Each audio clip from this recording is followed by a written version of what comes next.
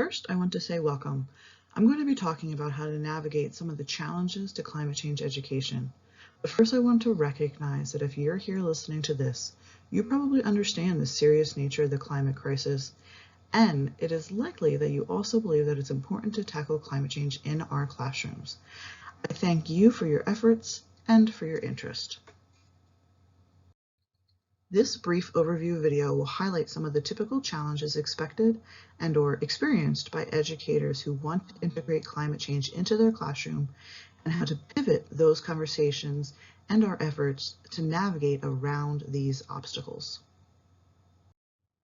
The first most frequently expected challenge that teachers express is the anticipated disruption of instruction by climate change deniers. Well, this can happen, no doubt, but it is often an expected or perceived challenge, but one that does not come to fruition in many K-12 classrooms.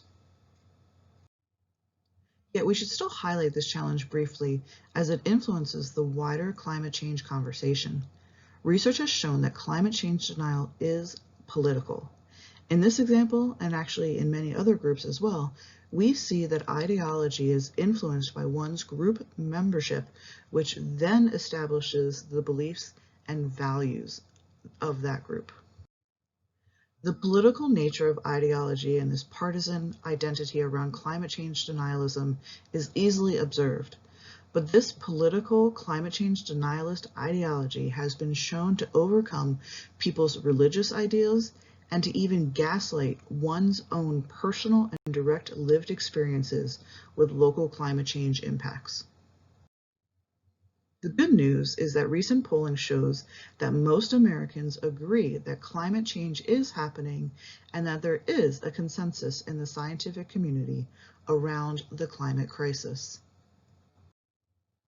Even better is that new research shows that when you compare older generations to younger generations, young people, regardless of political identity, are much more likely to view climate change as a problem, not only believing that it is happening, but also to believe that it is human-caused, to believe that there is a scientific consensus, and to be worried about this climate crisis. As I alluded to before, this challenge of teaching in the face of politically charged climate denial does occur. Yet, our responsibility to educate younger generations has been shown to be getting easier and more straightforward and more effective in that these learners often have less hardened cultural ideologies, and our educative efforts can reach students across the political spectrum based on the popular interest in this topic. One of the best ways to encourage learners from different audiences and different backgrounds is by moving beyond just teaching the scientific evidence for this phenomenon. I mean no disparagement to the science here, but too often educators feel pressure to teach the facts and only the facts, and then the rest will just fall into place. But this rarely gives students a full picture. Instead, we need to focus on understanding climate change and its broad interdisciplinary connections across subject areas and to activate interest in our learners beyond just the quote-unquote science nerds or the STEM majors. Polling has also shown that there is a strong desire from parents that they want their children's teacher to teach climate change in the classroom, and teachers agree that schools should be teaching about climate change and its impact on our society.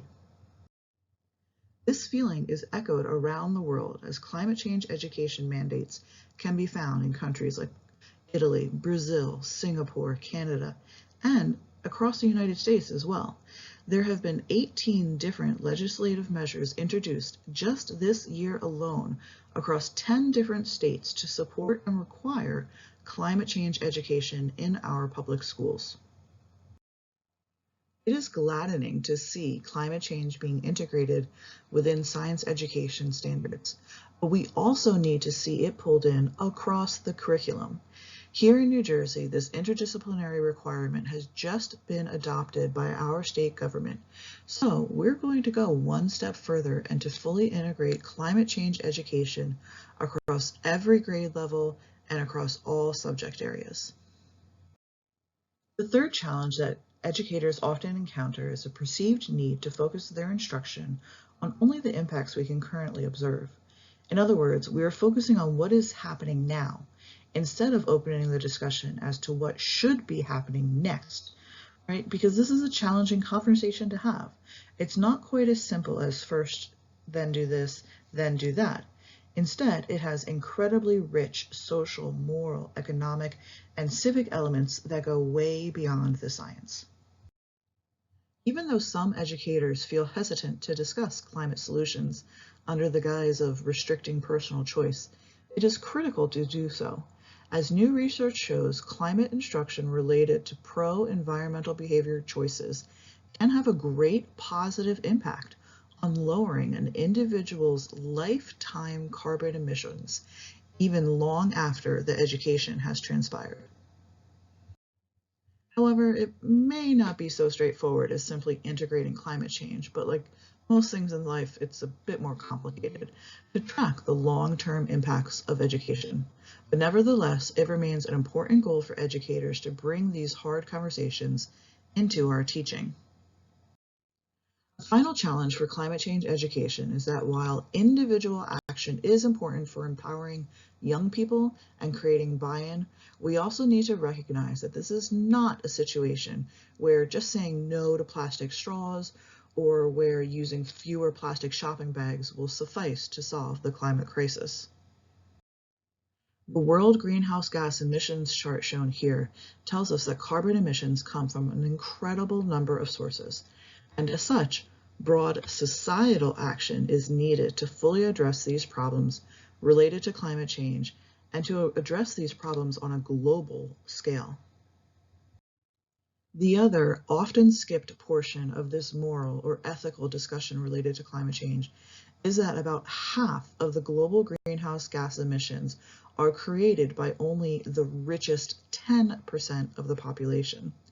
We cannot overlook in our discussions the recognition of the fact that our oversized climate footprints have drastic impacts around the world, and far too often those creating this phenomena are not the same people as those who are experiencing those problems.